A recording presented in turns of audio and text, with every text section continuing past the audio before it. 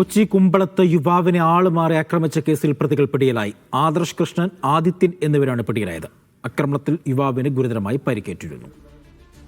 ആര്യ വിനോദ് ഉണ്ട് വിവരങ്ങൾ നൽകാനായി. ആര്യ വിനോദ്, എന്താണ് സംഭവം? കഴിഞ്ഞ ദിവസം രാത്രിയാണ് കടയിൽ ചായ കുടിക്കാനെത്തിയ കുമ്പളം സ്വദേശിയായ യുവാവിനെ യാതൊരു പ്രകോപനവും ഇല്ലാതെയാണ് ഇവർ ആക്രമിച്ചിട്ടുണ്ടായത്. ആക്രമണത്തിൽ പകച്ചുപോയെങ്കിലും ഇയാൾ പ്രതിരോധിക്കാൻ ശ്രമിച്ചിരുന്നു. എന്നാൽ ഇയാളെ തലയ്ക്കടിച്ച് വീഴ്ത്തുകയായിരുന്നു പ്രതികൾ. ഇതിലാണ് മണിക്കൂറുകൾക്കകം തന്നെ പനങ്ങാട് പോലീസ് ഇവരെ പിടികൂടുകയായി. ആദർശ് കൃഷ്ണൻ, ആദിത്യൻ എന്നിവരെയാണ് ഇപ്പോൾ പിടികൂടിയിരിക്കുന്നത്.